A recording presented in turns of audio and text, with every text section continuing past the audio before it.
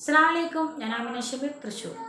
വളരെ വിഷമം തോന്നിയ ഒരു വീഡിയോ കുറച്ച് സമയം മുമ്പ് പബ്ലിക് കേരളയിൽ കാണാനിടയായി. ആ വീഡിയോ ആണ് ഞാൻ നിങ്ങൾക്ക് വേണ്ടി ഇവിടെ ഇടുന്നത്. 5 ദിവസം മാത്രം പ്രായമായ ഒരു കുഞ്ഞ്, ആ കുഞ്ഞിൻ്റെ ദിവസങ്ങൾ എണ്ണപ്പെട്ടതാണ്, മണിക്കൂറുകൾ മാത്രം അവശേഷിക്കുന്നു. ഒരുപാട് ഭാരിച്ച ചിലവുകളുണ്ട് അവർക്ക്. അപ്പോൾ അതുകൊണ്ട് അവരെ സഹായിക്കാൻ സന്മനസ്സുള്ള ആളുകൾ മാക്സിമം അവരെ സഹായിക്കുക. മാത്രമല്ല, ഇനിയിപ്പോൾ ആർക്കെങ്കിലും സഹായിക്കാൻ കഴിയില്ലെങ്കിൽ അവരുടെ ആത്മാർത്ഥമായ ദുആ പ്രതീക്ഷിക്കുന്നു. ആ വീഡിയോ ഞാനിവിടെ നിങ്ങൾക്ക് വേണ്ടി സമർപ്പിക്കുന്നു. മണിക്കൂറുകളുടെ സമയം മാത്രമേ ഇനി നമുക്ക് മുന്നിലുള്ളൂ.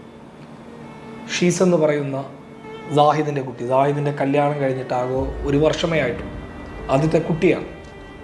5 ദിവസം മാത്രം പ്രായമുള്ള ആ കുട്ടി ജീവന് വേണ്ടിയിട്ട് ആസ്റ്ററിൽ പെടുകയാണ്.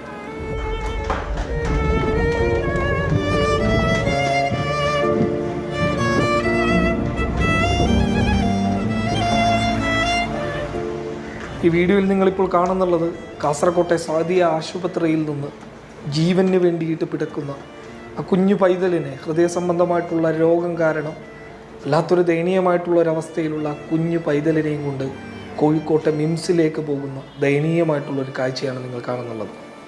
ആദ്യത്തെ സർജറി തുടങ്ങണമെങ്കിൽ തന്നെ ആസ്റ്റർ അധികൃതർ പറയുന്നത് 10 ലക്ഷം രൂപ എമർജൻസി ആയിട്ട് അവിടെ കെട്ടിവെക്കണമെന്നുള്ളതാണ്. വളരെ ദയനീയമായിട്ടുള്ളൊരവസ്ഥയാണ്. പ്രിയമുള്ളവരെ സഹായിക്കുക. ഭയങ്കര ബേജാറാണ്. പറഞ്ഞിട്ടൊന്നും കാര്യമില്ല. അവിടെ നിൽക്കാൻ പറ്റാത്തതുകൊണ്ടാണ് ഞാൻ ഓടിയിട്ട് വന്നത്. അവിടെ ആ ഹോസ്പിറ്റൽ ഏരിയയിൽ നിൽക്കാൻ പറ്റില്ല. പിന്നെ ഈ ഫോണിൽ കുഞ്ഞിൻ്റെ ഫോട്ടോ കാണുമ്പോൾ പിന്നെ നമുക്ക് ഭാര്യനെ നല്ല ബോധം കെട്ടിയിട്ട് പോയിട്ട് അവൾക്ക് റെസ്റ്റേ ഇല്ല ഹോസ്പിറ്റലിൽ. അവൾ പ്രസവിച്ച പാടെ തന്നെ ഹോസ്പിറ്റലിൽ വന്നെ ആശുപത്രി. അപ്പോൾ 4 ദിവസം ഹോസ്പിറ്റലിൽ ഉണ്ടായി. കെടുക്കാൻ ഒരു സൗകര്യം ഉണ്ടായിട്ടാണ്. ഒന്ന് ചിന്തിച്ചു നോക്കുക, നമ്മുടെ ഒരു കുട്ടിയാണ് ഇത് എങ്കിലെന്ന് ചിന്തിച്ചാൽ മാത്രം മതി നമുക്ക് ആ കുട്ടിയെ രക്ഷപ്പെടുത്താൻ വേണ്ടിയിട്ട് സാധിക്കാം. സാഹിദ് എന്ന് പറയുന്നത് ഒരു സൈക്കിൾ ഷോപ്പിലെ കാസർകോട്ടെ സൈക്കിൾ ഷോപ്പിലെ ജീവനക്കാരനാണ്. വാടക വീട്ടിലാണ് സാഹിദ് താമസിക്കുന്നുള്ളത്. സത്യം പറഞ്ഞു കഴിഞ്ഞാൽ ഒരു സാമ്പത്തിക സ്രോതസ്സുമില്ലാത്ത സാധാരണക്കാരനായിട്ടുള്ള ഒരു ചെറുപ്പക്കാരനാണ്. ഇതെന്താ സംഭവം എന്ന് ചോദിച്ചു കഴിഞ്ഞാൽ, ഈ ഷീസ് എന്ന് പറയുന്ന ഈ 5 ദിവസം പ്രായമുള്ള കുട്ടിയുടെ ഹൃദയത്തിൻ്റെ അറ, അതായത് ഇപ്പോൾ ഈ ശുദ്ധരക്തം പമ്പ് ചെയ്യുന്ന അറ, അത് ക്ലോസ് ആയിരിക്കുകയാണ്. അതിൽ കുറച്ചു രീതിയിൽ മാത്രമേ അത് പമ്പ് ചെയ്യുന്നുള്ളൂ. അപ്പോൾ ഇത് മൊത്തത്തിൽ ഹൃദയത്തിനകത്ത് പ്രശ്നമാണ് നടക്കുന്നത്. അതായത് അശുദ്ധ രക്തവും ശുദ്ധരക്തവും കലർന്നിട്ട് ബോഡിയിലേക്ക് അത് സപ്ലൈ നടന്നുകൊണ്ടിരിക്കുകയാണ്. അപ്പോൾ ഇത് വല്ലാത്തൊരു അപകടകരമായിട്ടുള്ളൊരു സ്റ്റേജാണ്. അത് ഒരു സർജറിയിൽ മാത്രം എന്ത് ചെയ്യില്ല, ഇത് പരിഹരിക്കാൻ പറ്റില്ല. അപ്പോൾ അത് ഒരു സർജറി ചെയ്യണം. അതായത് ഒരു സർജറി ചെയ്യുന്നത് മറ്റൊരു സർജറി ചെയ്യാൻ വേണ്ടിയിട്ടാണ് ചെയ്യുന്നത്. അങ്ങനെ 1 ചെയ്ത് 2 ചെയ്ത് 3 സർജറി ചെയ്യണം. അപ്പം ഇതിലൊക്കെ സാധ്യത അവർ പറയുന്നുണ്ട്. പക്ഷെ വളരെ ദയനീയമായിട്ടുള്ളൊരവസ്ഥയാണ്. 1 രൂപ പോലും സംഘടിപ്പിക്കാൻ പറ്റാത്ത ദയനീയമായൊരവസ്ഥയിലാണുള്ളത്. നിലവിൽ തന്നെ ഏകദേശം 10 ലക്ഷം രൂപയുടെ ചിലവ് ആസ്റ്ററിൽ പറയാണ്. ഇവർ പറ്റുന്നത് പോലെ ഏതെങ്കിലും രീതിയിൽ സഹായം ലഭിക്കുന്നതൊക്കെ നോക്കി, പക്ഷെ ലഭിക്കാത്തത് കൊണ്ടാണ് ഇങ്ങനെ ഒരു വീഡിയോ ചെയ്യാൻ വേണ്ടിയിട്ട് വന്നിട്ടുള്ളത്. ഉപ്പ തന്നെ എന്താണ് അവസ്ഥ? ഭയങ്കര ബേജാറാണ്. പറഞ്ഞിട്ടൊന്നും കാര്യമില്ല. അവിടെ നിൽക്കാൻ പറ്റാത്തതുകൊണ്ടാണ് ഞാൻ ഓടിയിട്ട് വന്നത്. അവിടെ ആ ഹോസ്പിറ്റൽ ഏരിയയിൽ നിൽക്കാൻ പറ്റില്ല. പിന്നെ ഈ ഫോണിൽ കുഞ്ഞിൻ്റെ ഫോട്ടോ കാണുമ്പോൾ പിന്നെ നമുക്ക് ഭാര്യനെ നല്ല ബോധം കെട്ടിയിട്ട് പോയിട്ട് അവൾക്ക് റെസ്റ്റേ ഇല്ല ഹോസ്പിറ്റലിൽ. അവൾ പ്രസവിച്ച പാടെ തന്നെ ഹോസ്പിറ്റലിൽ വന്നെ ആശുപത്രി. അപ്പോൾ 4 ദിവസം ഹോസ്പിറ്റലിൽ ഉണ്ടായി. കെടുക്കാൻ ഒരു സൗകര്യം ഉണ്ടായിട്ടാണ്. തളങ്കരയിൽ നിന്ന് ആംബുലൻസ് വന്നിട്ട്, നമ്മളറിയാം തളങ്കരയിലത്തെ പടിഞ്ഞാറ് കുറച്ച് ആൾ സഹായിച്ച് ആംബുലൻസിന് ഓരെണ്ണം ക്യാഷ് ആക്കി തന്നിട്ട്, റിസൾട്ട് ചെപ്പൂച്ചാറിൽ ക്യാഷ് ആക്കി തന്നിട്ട് ഓരോ ആംബുലൻസ് അയച്ചിട്ട് രാത്രി ഏകദേശം 1 മണി സമയത്ത് അവൾ എടുത്തിരുന്നു. പെയിൻ അല്ലെങ്കിൽ ഭയങ്കര പെയിൻ, അവൾക്ക് ബ്ലീഡിങ് വരുന്നുണ്ടെങ്കിൽ ഭയങ്കര ബുദ്ധിമുട്ടായിരുന്നു. എന്നിട്ട് അവൾ വീട്ടിലും ഉണ്ടാക്കി. പക്ഷെ എനിക്ക് അങ്ങോട്ട് പോകാനുള്ള ഒരു മനസ്സ് വരുന്നില്ല. എങ്ങനെ ആൾക്ക് പോകുന്നറിയില്ല. ഇപ്പോൾ ഈ കണ്ണൂരിൽ തന്നെ ആൾക്ക് കൊണ്ടുപോകാൻ പറ്റാത്ത അവസ്ഥയിലുണ്ടായി. പിന്നെ അവർ പിടിച്ചു നിർത്തിയിട്ട് കുഞ്ഞിക്ക് ബ്ലീഡിങ് ആയതുകൊണ്ട് മാത്രം അവർ വിട്ടേ. ഞങ്ങൾ അവിടെ വെച്ചിട്ട് ക്യാഷ് കൊടുക്കാൻ അവിടെ ഫുള്ള് ക്ലിയർ ആയിട്ടുണ്ടായിട്ടാണ്.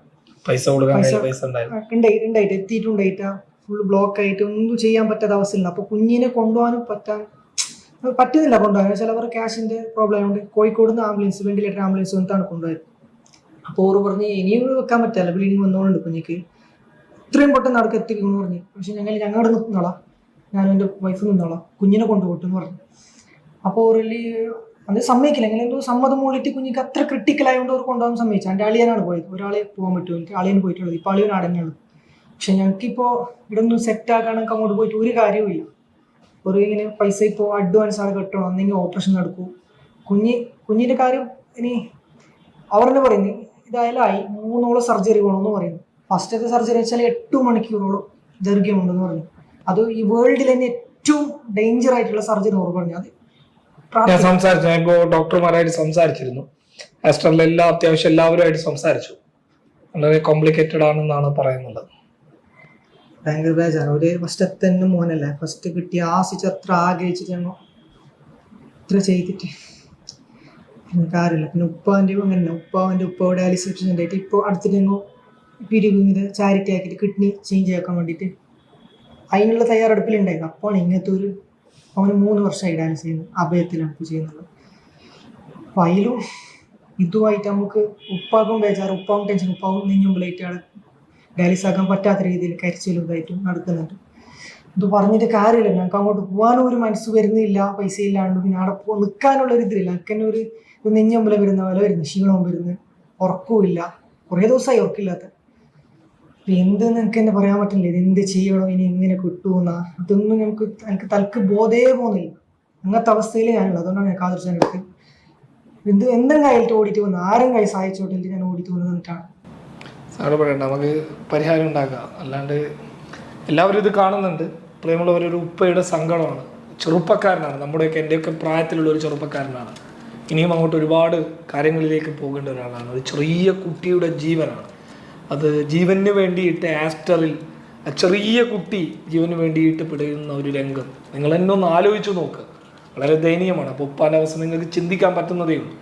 പറ്റാവുന്ന ഒരു സഹായം, ഈ വീഡിയോ ആരും തള്ളിക്കളയാതെ പറ്റാവുന്ന ഒരു സഹായം, ചെറിയ കുട്ടി, ഞാനിവിടെ ഫോട്ടോ കൊടുത്തിട്ടുണ്ട്, ആ കുട്ടിയെ കൊണ്ടുപോകുന്ന വിഷ്വലൊക്കെ നിങ്ങൾക്ക് ഇവിടെ കാണാൻ വേണ്ടി പറ്റും. പറ്റാവുന്ന ഒരു സഹായം ആ കുട്ടിക്ക് വേണ്ടിയിട്ട് ചെയ്തു കൊടുക്കുക. അത്രമേൽ ദയനീയമായിട്ടുള്ളൊരവസ്ഥയിലാണ് ഇപ്പോൾ. ഇവന് ഓഫീസിൽ വന്ന സമയത്തടക്കം വളരെ സങ്കടത്തോടു കൂടിയിട്ട് നിൽക്കുകയാണ്. കുട്ടിയുടെ ഉപ്പയാണ്, വളരെയധികം സങ്കടത്തോടു കൂടിയിട്ട് നിൽക്കുകയാണ്. ഞാൻ ഇങ്ങോട്ടൊക്കെ വന്ന സമയത്തടക്കം സോഫയിൽ തല താഴ്ത്തി വല്ലാത്തൊരവസ്ഥയിൽ നിൽക്കുന്നൊരു മുഖമാണ് കാണാൻ വേണ്ടി പറ്റിയത്. ഒന്നുമില്ല, ദയവായിട്ട് നിങ്ങൾ സഹായിക്കുക, കൂടെ നിൽക്കുക. അപ്പോൾ എല്ലാ ആളുകളുടെയും മനസ്സറിഞ്ഞ പ്രാർത്ഥനയും കയ്യഴിഞ്ഞ സഹായവും ഉണ്ടെങ്കിൽ ഇതിലും വലുത് നടത്തിയെടുക്കാൻ സാധിക്കുമെന്ന് തെളിയിച്ചവരാണ് നമ്മൾ കേരളീയർ. മാത്രമല്ല പ്രവാസികളായ എല്ലാ ആളുകളും ഇതിനു വേണ്ടി സഹായിക്കുമെന്ന് നമുക്കറിയാം. എൻ്റെ വീഡിയോ കാണുന്ന എല്ലാവരും മാക്സിമം സഹായിക്കുക. വളരെ കുറച്ച് ആളുകൾ മാത്രമുള്ള ഒരു ചെറിയൊരു യൂട്യൂബറാണ് ഞാൻ. അപ്പോൾ എന്തായാലും എൻ്റെ ഈ വീഡിയോ കാണുന്ന എല്ലാവരും നിങ്ങൾക്ക് സഹായിക്കാൻ കഴിയുന്നവർ മാക്സിമം സഹായിക്കുക. അല്ലാത്തവർ ഈ വീഡിയോ ഒന്ന് ഷെയർ ചെയ്യുക. അതുപോലെ തന്നെ നിങ്ങളുടെ പ്രാർത്ഥന, ആത്മാർത്ഥമായ പ്രാർത്ഥന ഉണ്ടായിരിക്കട്ടെ എന്നൊരിക്കൽ കൂടി നിങ്ങളെ ഓർമ്മപ്പെടുത്തിക്കൊണ്ട് ഞാൻ ഇന്നത്തെ എൻ്റെ വീഡിയോ ഇവിടെ വൈൻഡപ്പ് ചെയ്യുകയാണ്. മറ്റൊരു വീഡിയോയുമായി നമുക്ക് വീണ്ടും കാണാം ഇൻഷാ അല്ലാഹ്.